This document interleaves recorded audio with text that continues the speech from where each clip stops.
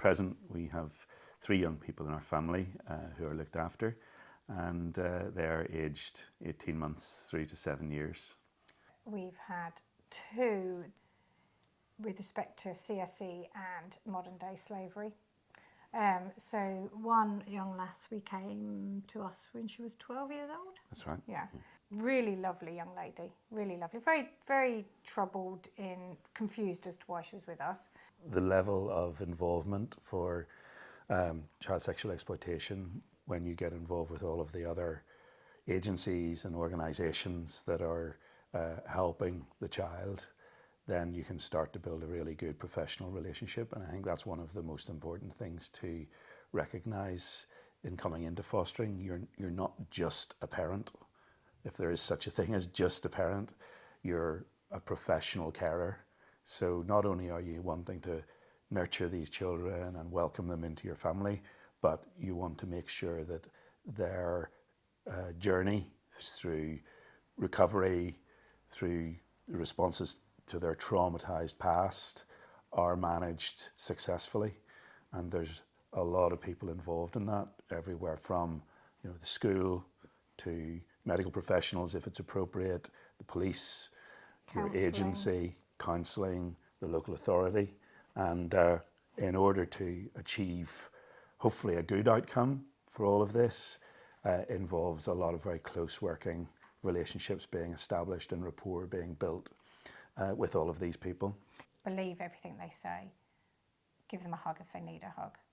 Give them a time if they need time. Give them time out if they need time. Take them out. Just have fun. Just be a normal. They are still children at the end of the day, ultimately, aren't they? And we just, I think that's important, that yes, these horrible things may have happened to these children, but they also need just a family, a normal family life. We've done some work, obviously, as we've just explained, with child sexual exploitation. Another kind of care is delivered to children who have been victim of modern day slavery. And much as it may seem to be something which is far removed from 21st century Britain, it clearly isn't.